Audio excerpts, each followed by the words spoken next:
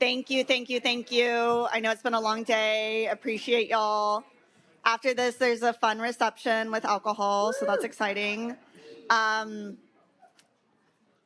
so happy that for our final panel of the day, we are joined by folks working on the literal front lines of street safety and defining what safety actually means in our community, which is such an important part of right-sizing enforcement, is being able to articulate that and being able to define what a safe role of police enforcement is in a Vision Zero approach. And when I started this work 6 years ago, I don't think I knew what Vision Zero actually meant. And now I know what a 85th percentile is, and arterial, and leading pedestrian intervals. And that is y'all's journey that you're going to go on too, because it is just fascinating and important. So I'm very excited to turn it over to my partner in bringing together the road safety and criminal justice reform spaces, Leah Sham of the Vision Zero Network.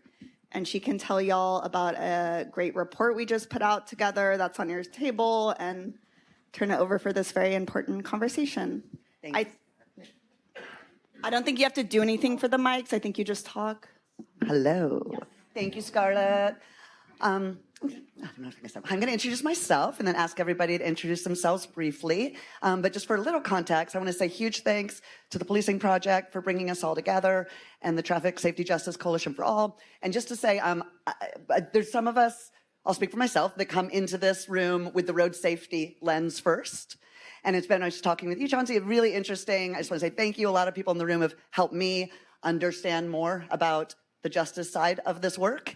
And I am very optimistic that there is a lot more room to be collaborating. And we talk a lot about moving out of silos. My goal for today, or my own goal for me in this conference, is like out of the silo of I'm in the road safety world, right? And to be understanding better and working in the world that many of you are coming from, around reducing and having public safety more broadly, reducing unnecessary and racialized traffic stops. There's nothing but alignment there, so I'm really excited about working on that. Real quickly, Vision Zero Network, if you're not aware, we're a nonprofit.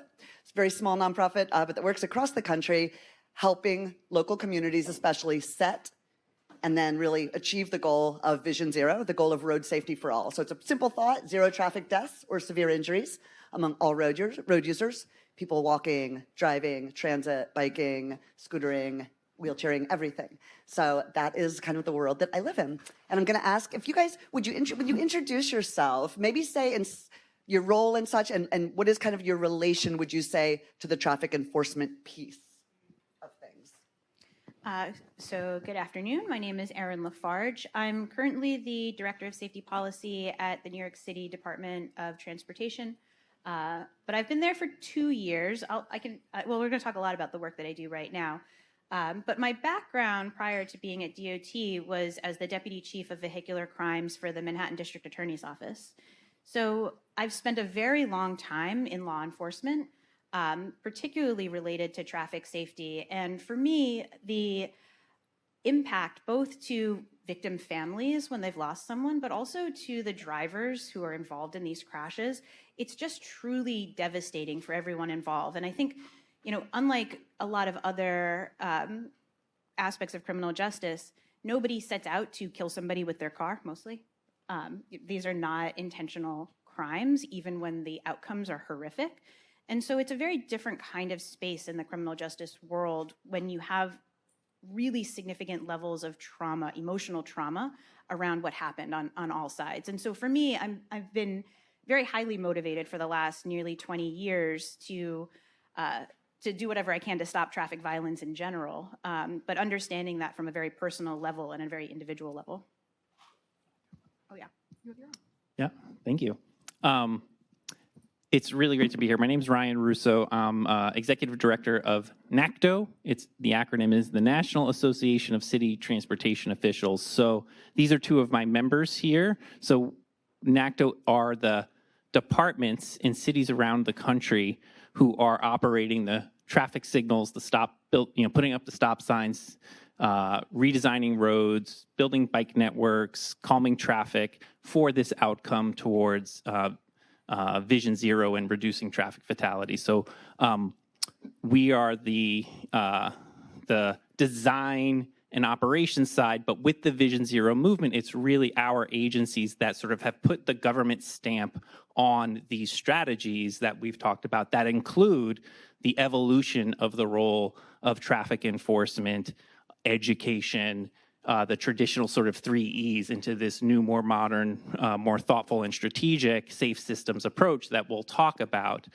So that's the role of my organization, is the umbrella organization that lifts up the best practices. So if Austin figures out something really good and effective, that best practice can spread to Boston and Milwaukee and New York and Los Angeles, et cetera. So we create communities of practice where those best practices get shared. So we're our own sort of silo and excited to break that. And then personally, I come to this work with 20 years experience in NACDO cities.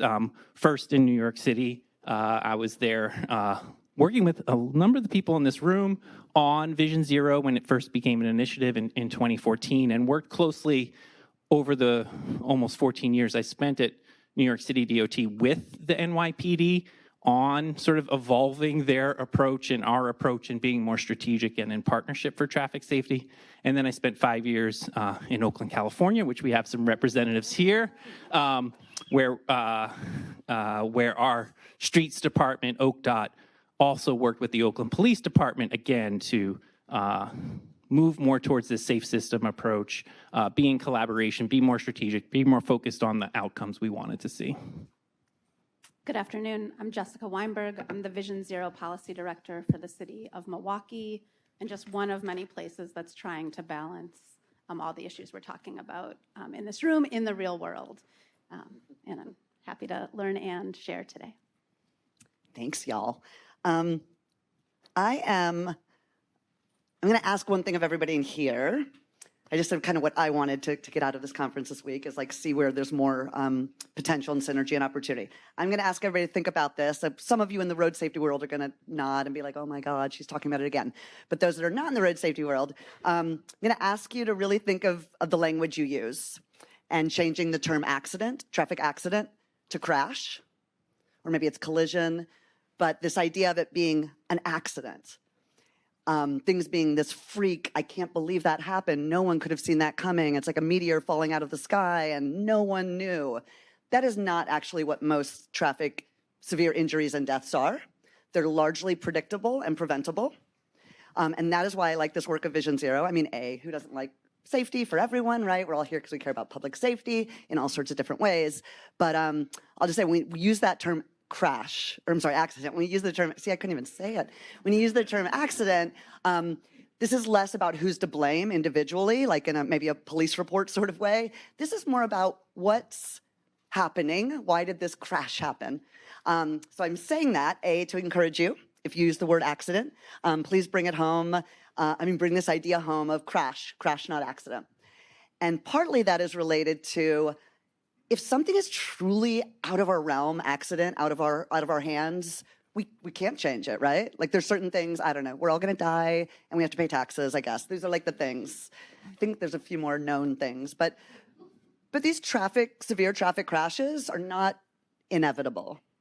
They're not just happening freakishly. I mean, there are freak things that happen in the world, but they are largely predictable and preventable. So this is a long segue into a next question. People know probably the phrase vision, or the goal of Vision Zero, zero traffic deaths. We get it. Who wouldn't agree? Blah, blah, blah. But what it's actually saying is this is possible. What I love about is Vision Zero and the goal of zero traffic deaths basically says safe mobility. Your right to get to work, to school, to this conference, to coffee, to a playground. That is a right to be safe. And very much like the police folks and policymakers were saying earlier, right? Mobility should be a right, and it's not. It can be threatened for some people and not the same, and a power issue.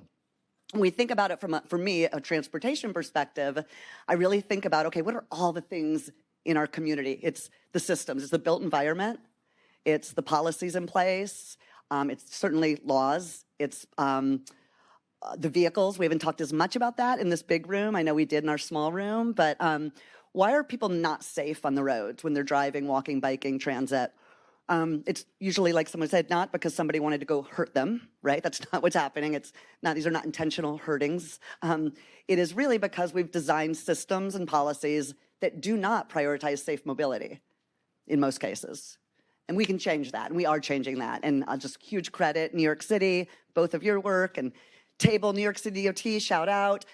A third in your first 5 years, almost a third fewer traffic deaths. And I think you're about 30% fewer now than before you started Vision Zero, if that's correct.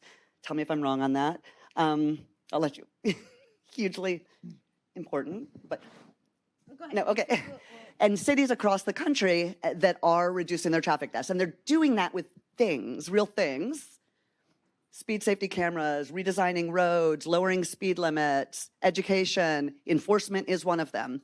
But in nowhere is it just enforcement, right? No city is, wow, our traffic safety is so much better because they just went out and put more police on the street, right? That's not shocking to anybody, right? So it's this much more holistic safe system approach. So really thinking about part of the work we do with Vision Zero is how do you set that goal of zero traffic deaths and then build the systems or redesign the systems or reprioritize the systems so that your streets are safe, your policies prioritize safety, et cetera. So in that safe systems lens, I want to say I said a long way, mainly because I did not bring a graphic. So long way of saying this safe systems approach is really different than if people have thought about the E's, right? Oh, it's engineering and education and enforcement. EEE. Oh, thank you. Yes, in your little brochure that Scarlett and I just finished Saturday morning, there's a great little safe systems graphic.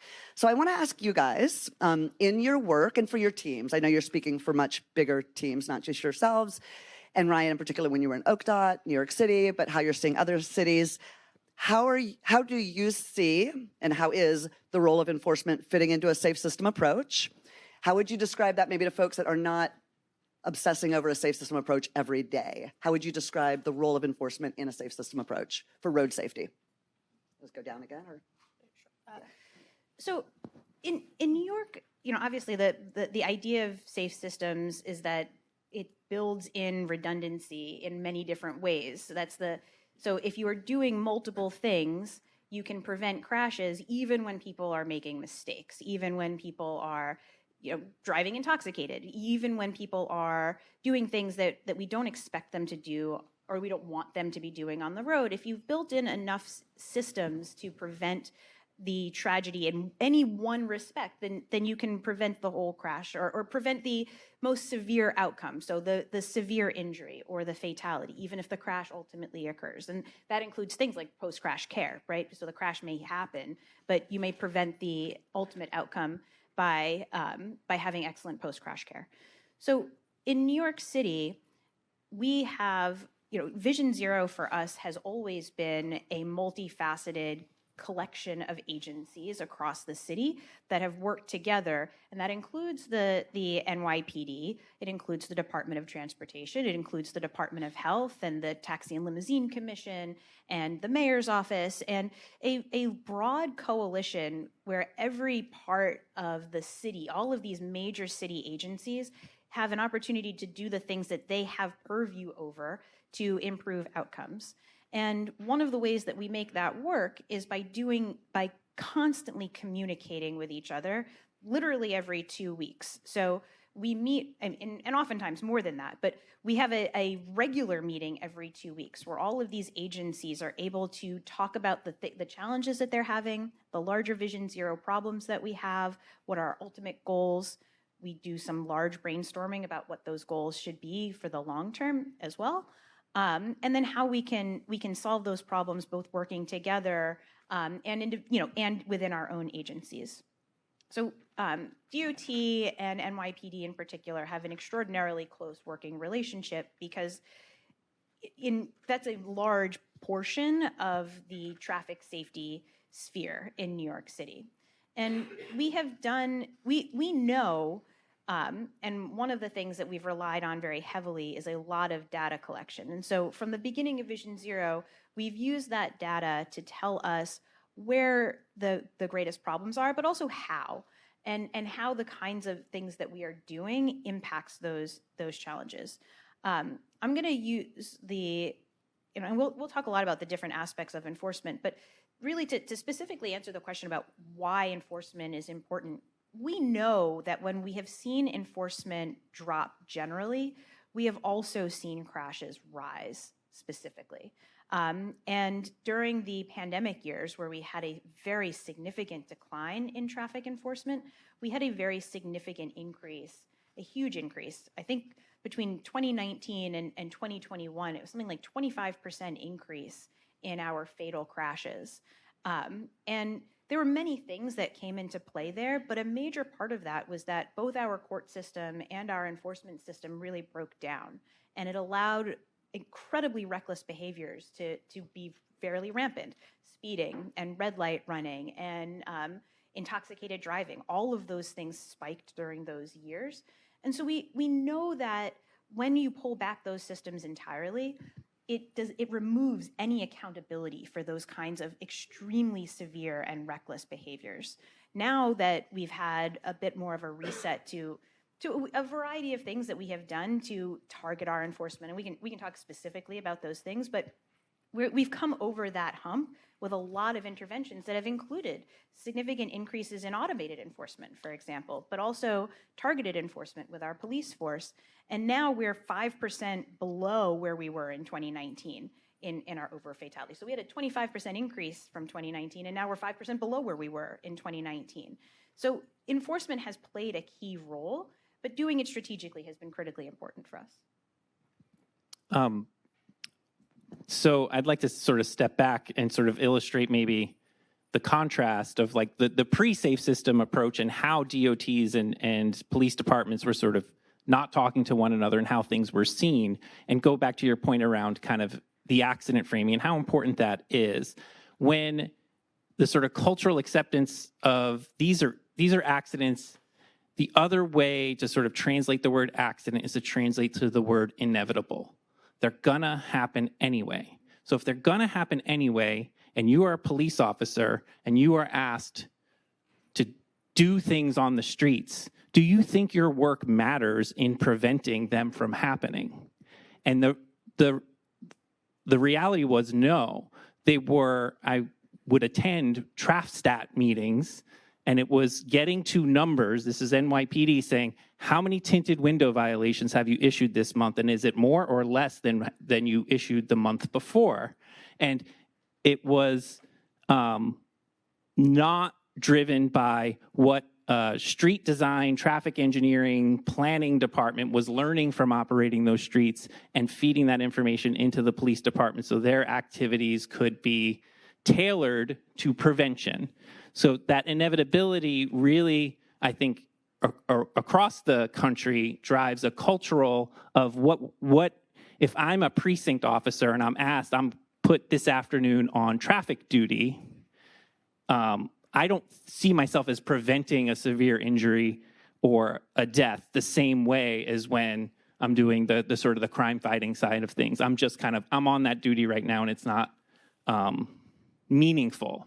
And I think the safe system approach and moving to crashes, collisions, and prevention, sort of the other side of the words, and that what we saw when we got in a room, we started getting in a room together to talk about it, talk about what the data showed us and what the contributing factors to collisions were, allowed for, this work that we'll do will prevent these bad outcomes from happening. And so the shift, and we'll talk more about the shift, was saying, well, can we go from the things that just drive numbers enforcement-wise, or the choices that drivers were making that were leading to these collisions, these severe injuries, and these fatalities. So I think that's what the system is trying to do by getting people together. And we've got, that getting together in the room was just like the key ingredient there, the getting out of the silo that we're doing here today. We're living it.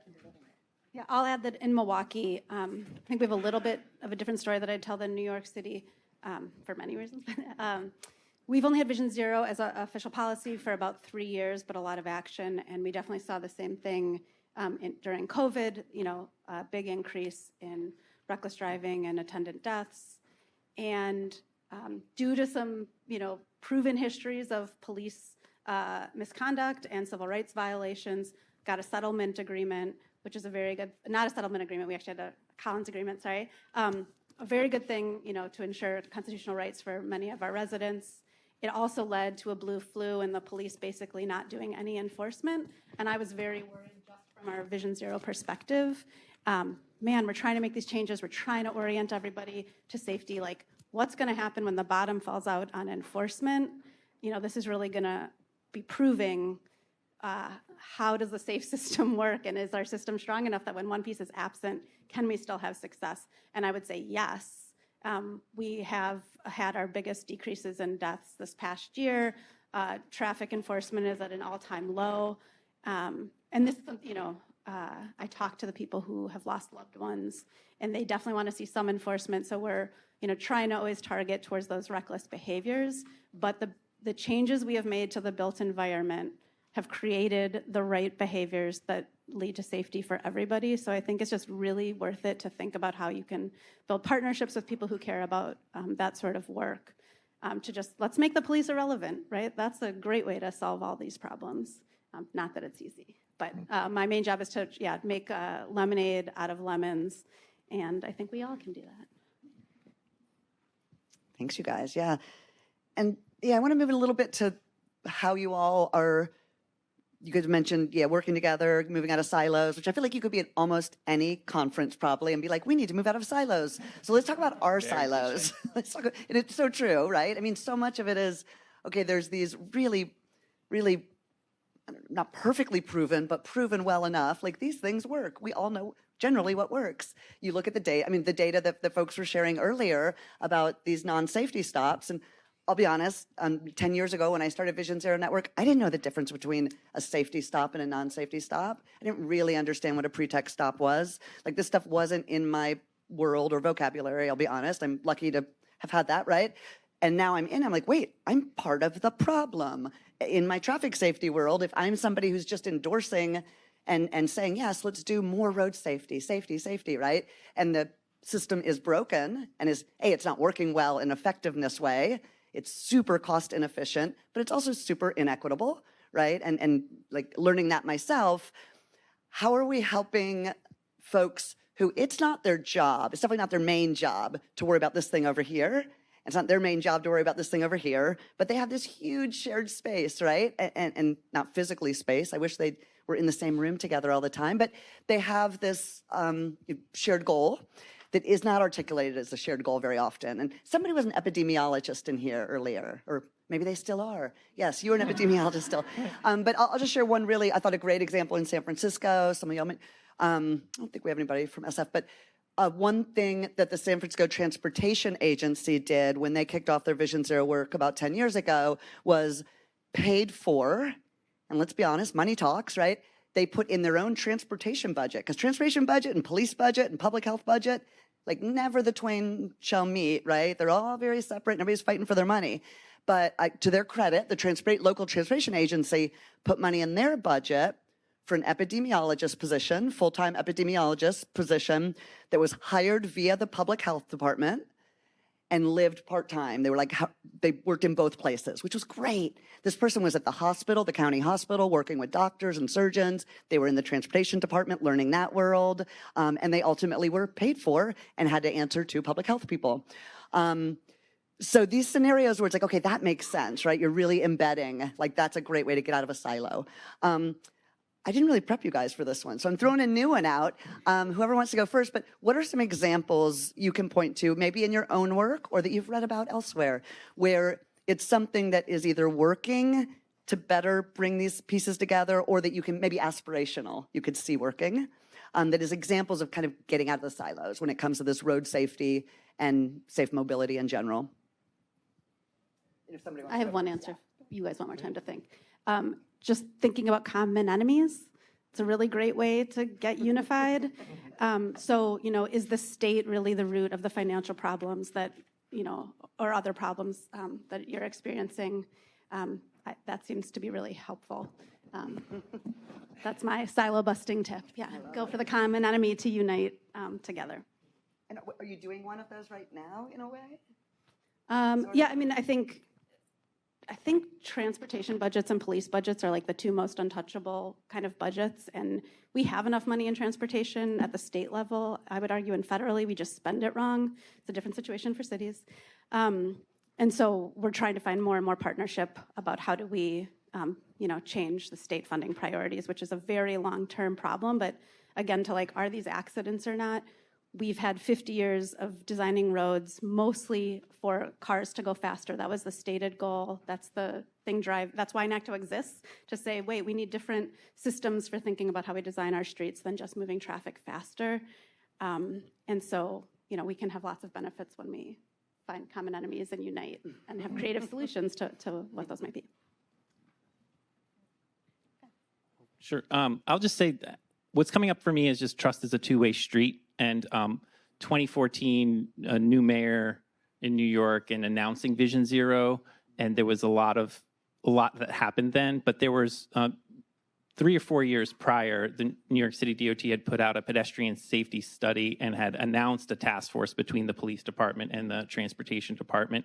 And we started those meetings. It wasn't City Hall led, and it wasn't the health department and like all the agencies, but the police department and the DOT were together meeting and sort of going over each other's problems. And really we wanted them to see our perspective around how design could make traffic stops less necessary. And they were looking at crash data and going and seeing things, and they have a lot more people and a lot out on the street, and they would see things, and they don't necessarily want to be doing that either. And what we did a lot in those first few years of sort of trust building was they would tell us their hot spots, and we would put a left turn traffic signal because there's a turn problem, or we would engineer and sort of show them we can get you out of that hot spot. And they started to build trust in design as a solution, so that when the push, and this push is very important, the leadership you need from a mayor, the political space that advocates create, that you all create in with your studies and the discourse, when the push came from City Hall, there was this level of trust that we could build off of. And then when it became, well, let's change what you do, police department, from, look, in New York City, for example, so many of the severe injury and fatalities is a car failing to yield when turning, and you've never cited a single moving vehicle for failing to yield when turning, but you've given out hundreds of thousands of tinted window violations while we've been working together, that switching that resource to failure to yield by turning, like they were open to that because we had built that sort of two-way level of trust in. So I think it's not just coming with kind of like your perspective, also listening. Yeah, I was going to, so the evolution of that now 12 plus years later is that we can use our very close relationship with PD to say, okay, well, what are the violations that are most important? So we have Vision Zero violations, and that gets tracked as a separate metric from everything else that they do. And the Vision Zero violations are violations that are very specifically directed to safety. And then on top of that, one of the challenges, and everybody has seen a reduction in police forces, right? Just availability of police across the country over the last 6 years or so for a whole variety of reasons. And that continues to be true in New York City. Police resources are substantially less than they used to be. But at the same time, because of our close relationship, we're able to work with them to target all of that enforcement to specific kinds of locations. And there's, when we talk about what kinds of enforcement are effective, in New York, we have a lot of automated enforcement.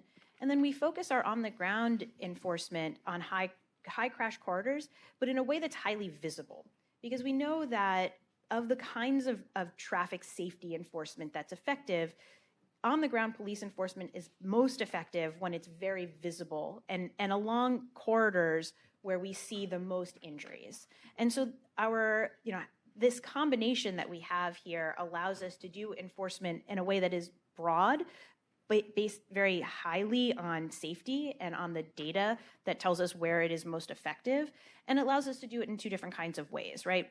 Automated enforcement gives us consistent, culture-changing, broad enforcement across the city, while we are able to work with the police department to do specific high visibility enforcement along high crash corridors that's been very effective, and it's allowed us to use our resources in much more strategic and thoughtful ways. I was really struck, Sheriff Dyer, when you spoke earlier. Many of the things you shared were really helpful for me to hear. You used a phrase or talking a little bit about working with your team on, or how are you kind of pulling forward problem solving and critical thinking to the fore, right? So this idea of, again, building on like how we moving out of silos, but how are we posing questions and asking people to kind of bring their best experience or skill or narrative or perspectives to that, right? And I think this idea sometimes of like police as eyes and ears on the street. I think you shared another example of like rewarding or positive and reinforcement of community engagement in good ways, right? Like these are folks who are on the streets a lot. And this idea of them seeing like, oh my gosh, maybe there's not a ton of serious crashes and injuries and deaths at this intersection, but I'm seeing people really do crazy things here. Like they go really fast around this corner, right? That's the kind of thing you as a transportation person really want to hear before you get the call about somebody injured or killed, right? And police are often really good at, and a lot of other folks, maybe it's parking control officers, right? Maybe it's other people that are literally on the street, on the beat in whatever way. But that's another way that I think we're seeing more and more of that kind of constant loop or feedback from each other. So I guess, yeah, I'll just put this out of any other examples of whether it's eyes and ears examples, or it's how are police like well situated to be bringing something into the traffic safety work in a more upstream or preventative way beyond the giving of tickets. Yeah, are there other examples you can point to where it's like, yes, we need more of that? It's not just about the giving of tickets. Yeah, I mean, police can be, to some community members, police are trusted messengers. So using them in those contexts, if they will carry your water and, talk about these issues the way you want them talked about. One example in Milwaukee is that we don't have automated enforcement. It's banned at the state level, but our police chief has been an advocate and has testified at committees and spoke really eloquently about how he thinks it will help his officers. And we, of course, have lots of equity protections built into the proposed camera bill. So we think we're good on that side too. But connecting to the community that, our police officers are of our community. They share some of the same issues and they want to see prevention. If they come to me sharing that, I want to lift that up. I know data-wise that is not always what's happening, and we have to do, more pressing work on them as well. But when there are those opportunities, I think it can be helpful. Yeah, and I'll just say, just going to like the pandemic era and what we experienced in Oakland there was tremendous uptick in reckless driving, and community members saying, and the Oakland Police Department had a staffing shortage and disbanded its traffic enforcement unit, which was the unit that kind of got it more versus the precinct folks who were just either getting numbers or doing pretextual stops. And communities were asking for, there's reckless driving, do something, police. And the police were, because we had this initiative and we were in dialogue, they said, here's OCDOT, they can design something to try to keep this from happening. And that was, I think, important, again, because that work had been done. And they really didn't have the sort of the resources to address it. They were stretched sort of thin in so many different ways. But again, getting their sort of buy-in that, design can be part of the solution. And that's really where the NACTO community sort of wants to lead with. We want to lead with design that gives, that leads to people making choices that are safe. I was going to say, one of the things that we do in New York, and my colleague Kim here is really the one who could talk all about our street teams, but we we do a lot of on-the-ground outreach at DOT, but we do that with the police department so that we are, so both us and the police are seen in the community as this is a message to bring safety. We are all working on safety together. The police aren't here to trap you for things that, that the goal is both through the Department of Transportation and the NYPD that we are trying to help your community achieve fewer injuries and fewer fatalities, and here are messages that we can provide for you. And those messages vary. Sometimes the messaging is, here is how we are going to change your space to make it safer. And sometimes the messaging is, here are, like, one of our favorite things to do is dusk and darkness, because right after we turn the clocks back, there's a spike in traffic crashes, which is not terribly surprising, especially in a city that's mostly pedestrianized like New York.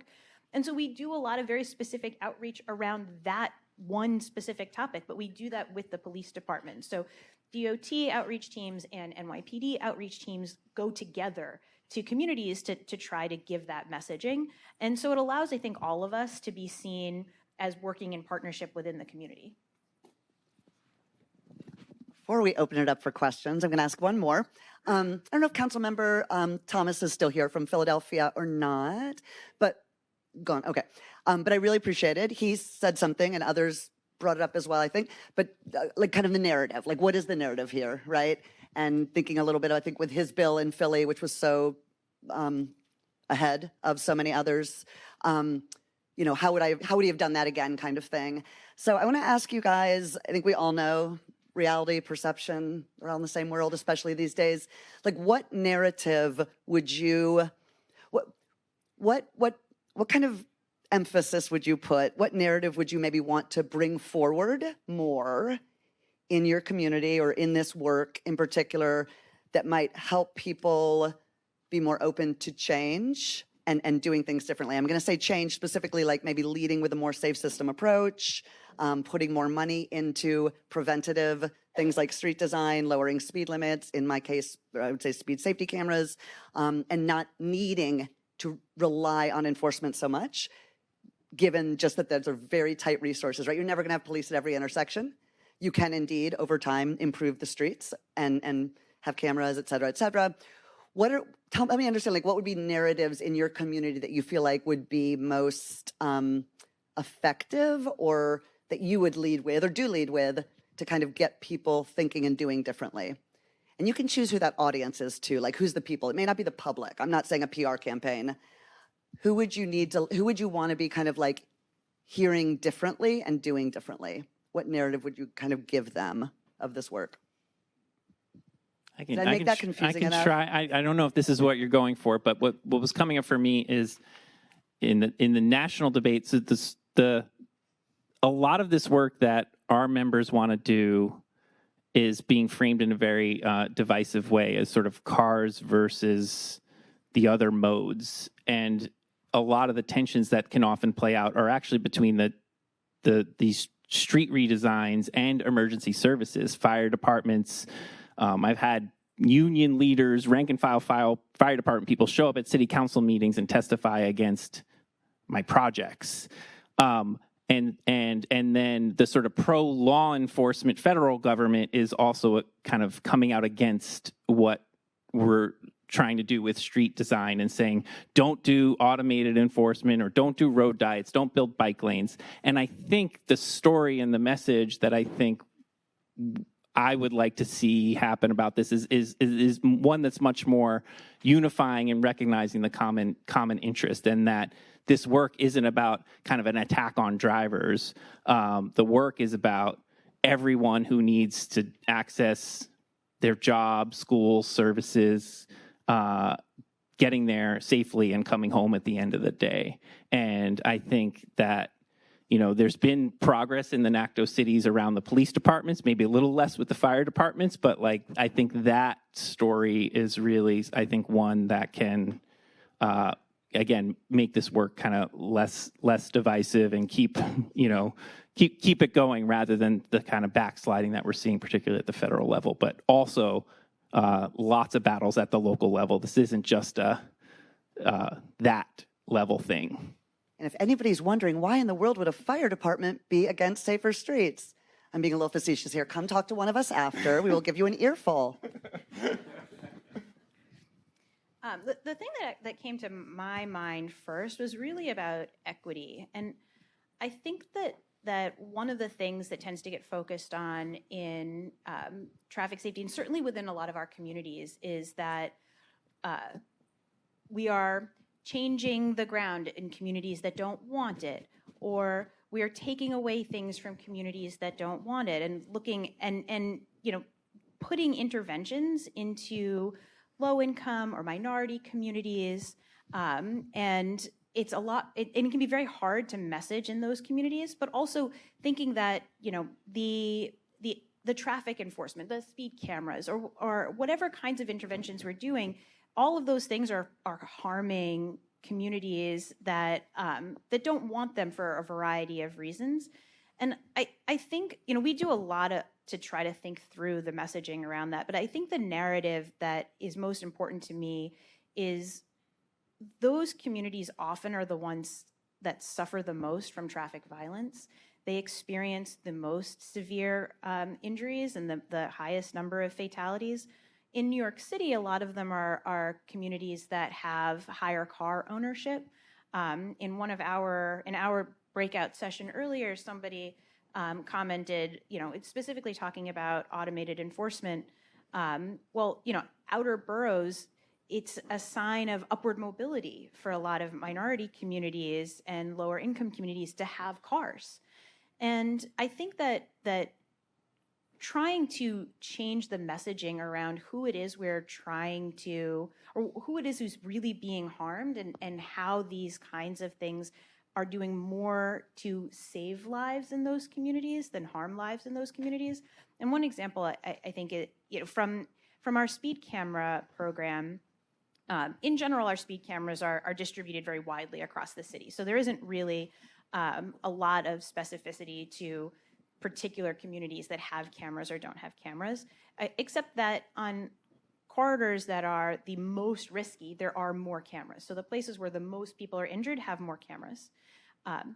But when you look at who gets tickets in those communities, it's not the people who live there. It's the people who are passing through those communities. And so, but it's very hard because in a lot of those communities, they feel like they're being victimized by the cameras that are there, when they're actually not really the ones getting the by far the majority of the tickets in those communities. It's the people who are coming into the communities and harming their own citizens. And so I think that for me, the narrative that I would like to pass on is about about who it is that we are is being harmed, and how do we protect the people being harmed most. I don't think I have anything to add. Beautiful. And I'm super glad you brought that up, because I feel like that's something we think a lot about, the racial justice aspects of the traffic stops, especially pretext stops, the racial justice aspects of the traffic safety, the on-road piece as well. Again, it's often communities of color, low-income communities that have, frankly, the fastest roads built through them, and the freeways touching down, and the lack of great infrastructure for walking, biking, safe crossings, et cetera. So I'm really glad you kind of brought it back to that double piece of when we invest in especially when we invest in the preventative safe streets designs, it's not only not needing as much of the traffic stops, et cetera, it's making the streets safer for folks who have been the communities have been disinvested in for a long time. So great way to bring it back around. And we'd love to open up for questions. Yes, I don't know if we have a great, awesome.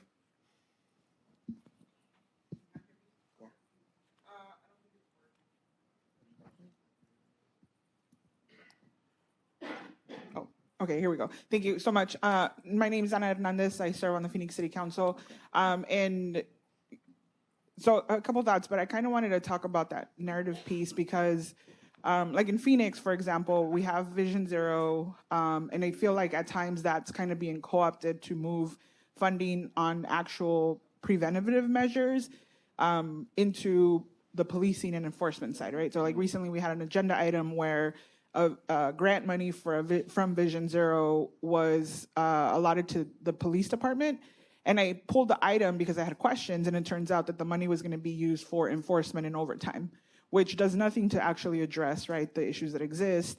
So it's really hard to switch a narrative when things like that are happening, and when, like in Phoenix specifically, the investments to actually address traffic collisions and fatalities and things around the Vision Zero plan are still being invested into more of the affluent areas, the ones that have historically been invested in, and the communities like that I represent that have no sidewalks are also getting the street traps. I'm gonna call them street traps because that's what we're getting, right? We're getting police showing up, running, just to issue tickets, but we're not actually investing into solutions. So I guess like that's where I struggle, where, trying to find more tools to how can we do more to actually get there? And I don't know if anybody else has experience or more. Actually, I should mention, I text my streets deputy director. I'm like, hey, who's our lead for Vision Zero? Ours is vacant right now. So I don't know how long it's been vacant, which explains probably why there's not as solid eyes onto that piece of the plan. But just overall, right? Like using this as a great tool, but it's still being used in an inequitable way.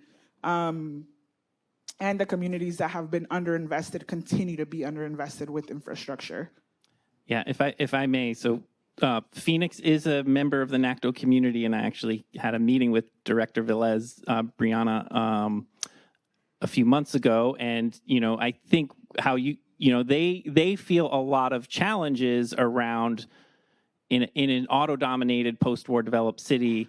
A lot of challenges around political acceptance of these things that are sort of seen as potentially restricting car mobility. And so those crossing investments or those road redesigns, it's hard for them to get the buy-in. So I think like your role in getting the buy-in, for the whole city on that work, I think is really important. But also, what folks in the NACTO community we spend a lot of time, and I encourage you to check out NACTO.org and connect with the Phoenix Street Transportation Department. A lot of time about your capital improvement plans and your investment plans, and whether they are reversing these inequities that you heard from Professor Archer and that are in her book. This historic, like the people who do these jobs. We have created systems that are inequitable, that are underinvested, sidewalks, crossing opportunities in lower income communities, in historically disadvantaged communities. And it takes kind of a policy framework. And you have a lot of technocrats who are saying like, let's take our limited city resources and invest them where the problem is the worst, or where in New York, they call them priority equity areas. There's these programs throughout the country, but you really need to you can put a policy layer above the capital investment plan. Oakland has an incredible ranking system that says we have to rank these projects, whether they're doing that, whether they're reversing these dynamics, because the departments are strapped for money. They've limited money. And if it's just squeaky wheel gets the grease, it's going to continue to be investment in the historically privileged areas. So, it's really there are city councils that we're looking to help support putting a framework around those investments. And there's, a lot of case studies of our cities, trying to build that so that, you can get those sidewalks and those crossings. Yeah, I was going to say that similar, and I don't want to suggest that speed cameras was the intervention. I mean this for all of the interventions that we do. And as Ryan was saying, car-heavy communities can be very resistant to doing any kinds of street redesigns that seem to be limiting car movement. So doing a road diet, which we probably should stop calling them because, who wants a diet? What terrible messaging, right? Healthy, good Lord. Anyway, but so not just the speed cameras, but really all of these kinds of interventions. But I think that the right way to do that is with a policy lens. And in New York, by focusing on, let me back up. When we started in New York, we had to take the low-hanging fruit. You know, when you make large changes, you have to prove to your communities that they work. And they're not going to work in the most politically resistant communities. They're most likely going to work in the communities that are asking for them. And I think we still do a lot of that. When we're doing something new, it doesn't always go into the community that's going to hate it the absolute most. And we've had to fight many lawsuits over bike lanes, right? That you know, we don't fight, well, that's not true. We still fight lawsuits over bike lanes. You know, and so that's kind of the challenge, right? So when you start in areas where, yes, they've had more investment in the past, but you can prove a concept and show that it's reducing crashes and making things better in those areas, it makes it easier to justify. Like, look, we've done this here. We know this is going to work, and it allows you to spread it. Then you can add a policy lens to it, which in New York is the priority investment areas. We're redesigning them right now, as a matter of fact. And when we looked back over the last 10 years, more of the investments, the infrastructure, the street improvement projects, so not speed cameras, more of those infrastructure investments have gone to lower income, higher minority areas. It disproportionately higher than the number of road miles that they have. So we have done more investment in those communities, but it takes a long time to be able to win over the political support in a lot of communities to be able to do that. I just want to say thank you for being here. I mean, as a city council member from Phoenix, Amazing. for you to be here championing this work, thank you for that. And we need more of that kind of leadership.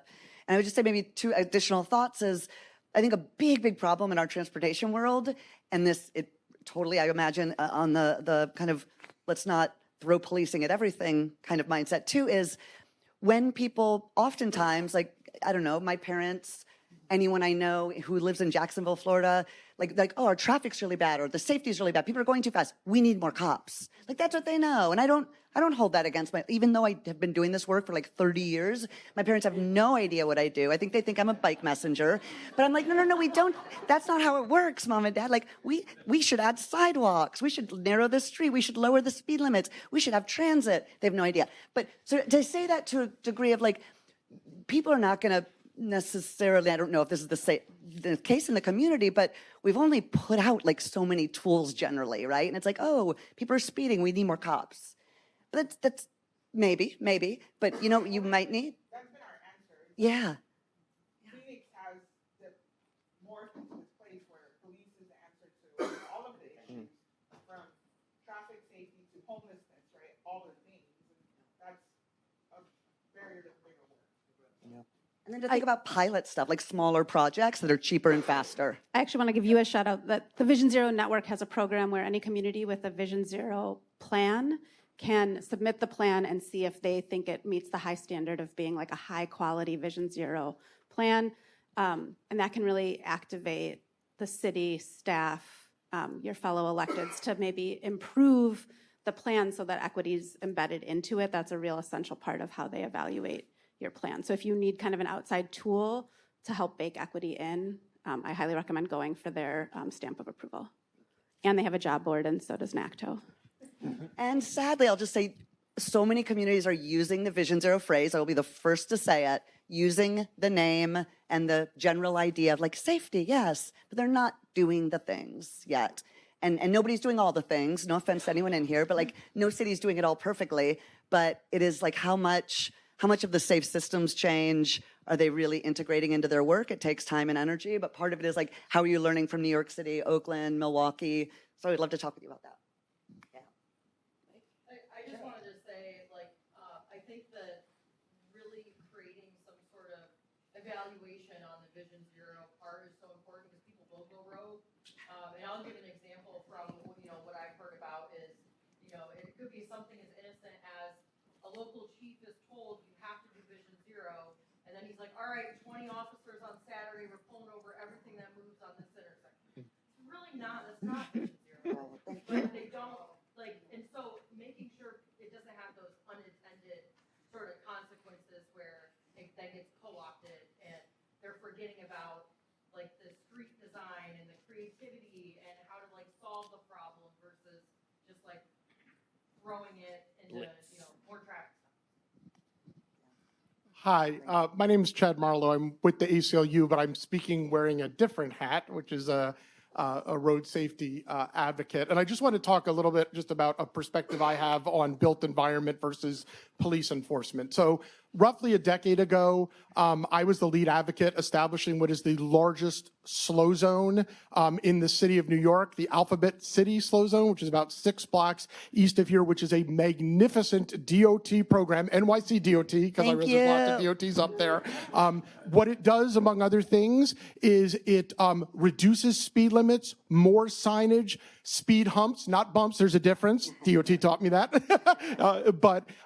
And we went from a community, and we have a lot of public housing in our community. I think we're gentrifying, but we are traditionally a lower income community. Went from having a case where people were hit by cars and killed by cars regularly. Since the slow zone was enacted, I'm not aware of a single incident of a person being killed by a car in my neighborhood.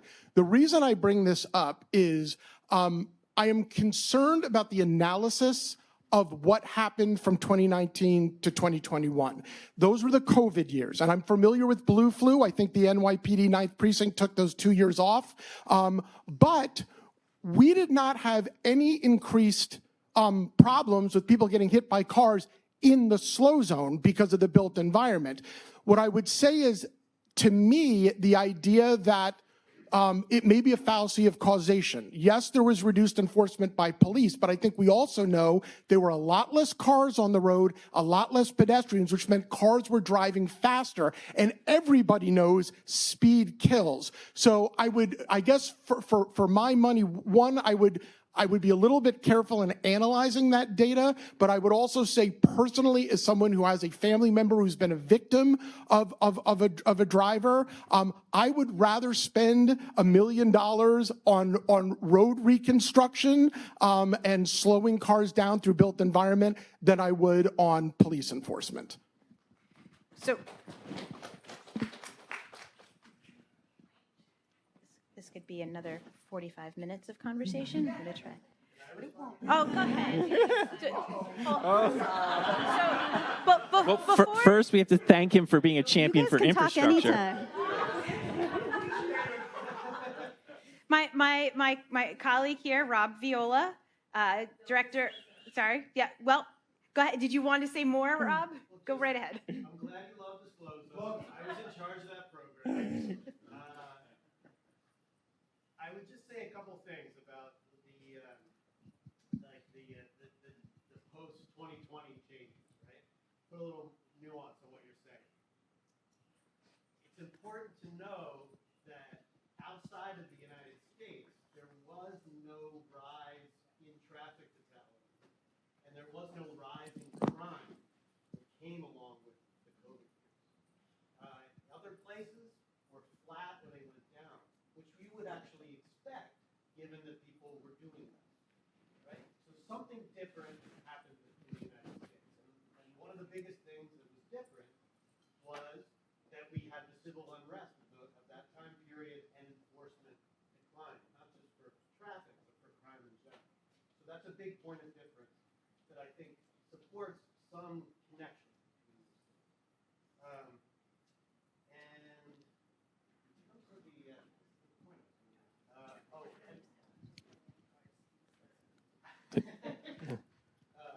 The sheriff.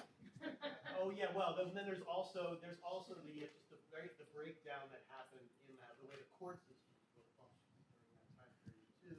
The sheriff being able to take cars off the street for people that owed money. The traffic courts not functioning. All those things slowed down as well.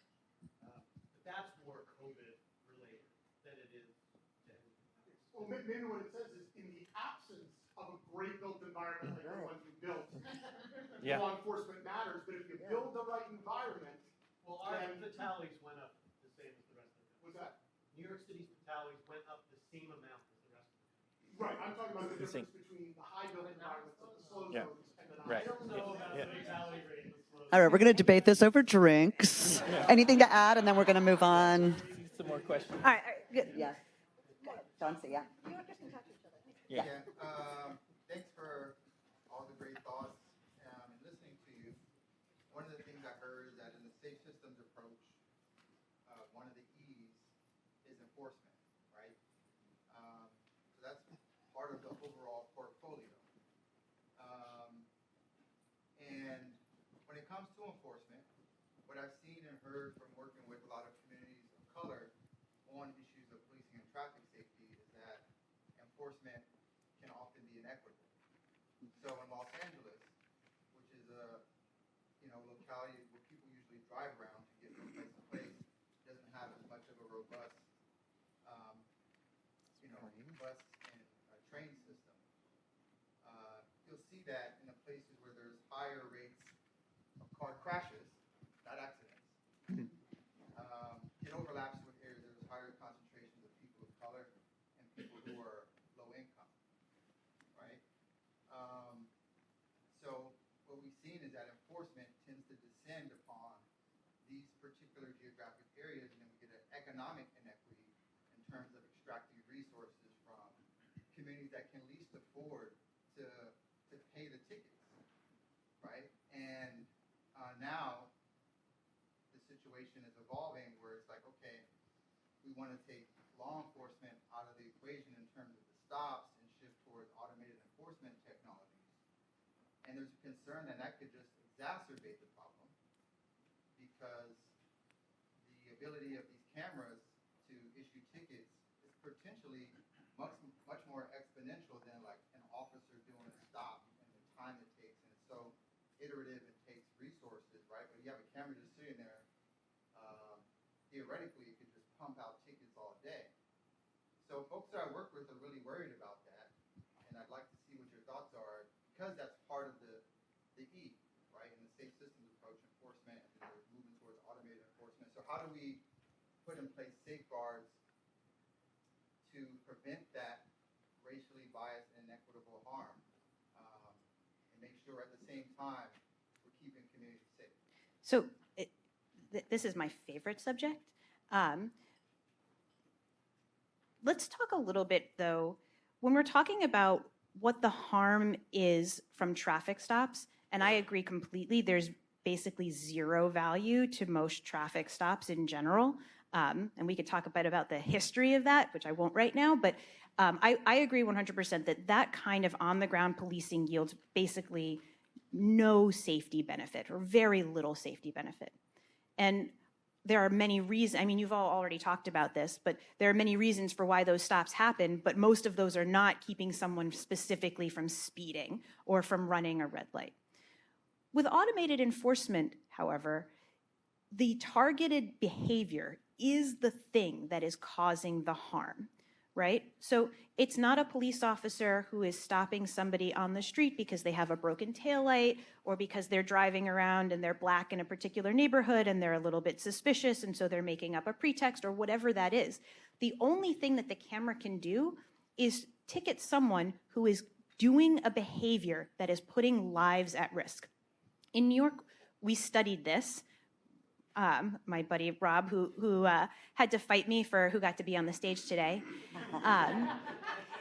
did a great driver behavior study over the last year that specifically gave a rate of risk for people who are speeding. People who get, in New York City, people in New York City who get more than 20 speed camera tickets in 1 year are 5 times more likely to be in a crash that causes death or severe injury. Someone who gets just five red light camera tickets in 1 year is more than 100 times more likely to be in a crash that causes death or severe injury. So we're trying to balance here what is the harm that is being caused and what is the thing we are trying to prevent. In communities that have speed cameras, speeding is a choice. It is a choice that has nothing to do with race. It has nothing to do with what car you're driving or where you live. If you are choosing to speed, then you are putting other people's lives at risk every single time you do that, or running a red light in substantial risk, right? And so the cameras are only there to stop that behavior. And if you do not endanger people by speeding and running red lights, you'll never pay a single cent. And that is the goal of cameras. Now, in New York, we can talk a lot about where they are and what communities that they go in, and I hinted to this a little bit before. We put speed cameras everywhere. We're expanding our red light camera program, so they're going to be everywhere too. And so there really isn't much of a bias in the communities that they go into, but by and large, the cameras are not ticketing the people who live near the cameras. They are ticketing other people who are driving through those communities. So the only thing the cameras are doing is keeping the people who live there safe and preventing outsiders from coming in and injuring their own residents. And so, we can talk a lot about how the fines are. In New York, the fines are only $50. We've kept that very low intentionally because although we have some debates about this, but $50 is enough to deter almost everyone from speeding or running a red light. 76% of people get no more than 1 or 2 tickets, and that's if they get a ticket at all. That doesn't include the number of people who don't get any tickets. But of the people who get tickets, 76% of them get no more than 1 or 2. And so it's very effective with a very low fine amount at deterring this behavior that we know causes significant harm to the community. And, there's without an excessive financial burden. And like I said, if you don't ever speed and don't ever run a red light, you never pay a cent. Yeah, and Soapbox. yeah, no, just to back up a bit, just to clarify, transportation and traffic safety professionals, or the approach pre-Vision Zero was these 3 E's put on equal level, equal footing: engineering, enforcement, education. And the safe system approach puts design first, saying like, design the street so that people make good choices, and then use enforcement as sort of a supplement, strategic, data-driven, that we've been talking about as sort of a targeted tool. So I just wanted to clarify that. And the second thing I just wanted to say is the history of automated enforcement. So the traditional enforcement, where you're pulled over by an armed officer, can have this, so many terrible impacts. But the fine and fee element, which we haven't talked a lot about, it had to cover the costs of the system, including the court fees and the police itself, and they were very high, and the impacts are very high because the convictions come with points on your license. The first generation of camera enforcement, and this happened in Oakland in the 90s and cities around the country, they were red light cameras put up by vendors who got paid on a per ticket basis, and they would put these cameras not where crashes occurred, but on a highway exit ramp where almost everybody comes off a highway exit ramp and does a California rolling stop and turns right on red. And technically, per the vehicle and traffic law, not coming to a complete stop is against the law. And those cameras just got everyone who came through, and those cameras took pictures of people's face, and it was we were enforcing the individual, and we were putting you in the court system to pay court fees and, triple digit fines and fees, points, license, insurance, the spiral that leads you to lose your car. The new generation of automated enforcement it's not $250. It's not for rolling through a red light. It's for exceeding the speed limit by 10 miles an hour, basically 11, 10 plus, and it's $50. And we actually don't ticket any drivers at all. You ticket the license plate. It's a parking ticket. And that's like a key distinction, that this whole generation you take a picture of the license plate number, and it just goes, it's the same, and you're not going to get points. It's not going to affect your insurance on this. So it's learned these lessons of the past, and it's very much, again, per your point, emphasizing the behavior we want to see. We also don't do any revenue sharing here. So in New York, we pay the vendor just a contract-based fee for every camera that we use, and they never see another cent. All of the rest of them, whatever is generated, does not go to the vendors. And in fact, it doesn't go to anybody related to the program at all. So there's no incentive for anybody involved in the program to have any reason to increase the number of tickets. To gotcha them. Yeah, our goal is for us to earn no money, although I guess we'd like the program to pay for itself, but it's not, the goal is not to generate revenue at all. So Diane Goldstein, Law Enforcement Action Partnership, only because I've been a victim of that California. I think it's that people need to understand, and in California, it's still the same. I had 2 of those red light, right turn, because I wanted to go to traffic school. It was $2,500 for 2 tickets. Victim of Phoenix is taking my son to ASU, coming in at 2 o'clock in the morning, and they had speed traps. $500 because I got hit at 1, slowed down, and got hit a second time. And so I think it's really critically important that the New York model, I, appreciate that it's an administrative fine, there's those issues, but there's got to be like almost federal legislation that caps the fines and how extractive the system can be. And Chauncey, California's a different boat. Man, they're still extracting court fines and fees, and the way that California does it is they do share policing for profit model. Money comes back to the local municipal agencies out of all the traffic courts. I will sure to give California some credit. Their speed safety camera program is very, very different than the one of old. We learned a lot of important lessons from cities that did it well. Thank you. Did it badly, sorry. We learned a lot of lessons from places, probably California, that did it badly, but it really is a much better system now that invests the money back in road safety. But if you're wondering, on the camera stuff, a lot of people in this room helped us develop a report called Fair Warnings, and it's linked in that little report we just put out from Policing Project and Vision Zero Network. Check it out, really thinking about what kind of guardrails to put up around speed safety cameras. I think we are winding now. One last question, and I'm gonna ask everybody up here, like speed round, last thought you wanna share with people after your question. Well, my question is, I sort of echo that. In Maryland, our speed fines went up to $425, but that's up for a higher speed, so to your point, I guess. But our stakeholders in Maryland are panicked, like how could we ever tell someone their headlight's broken?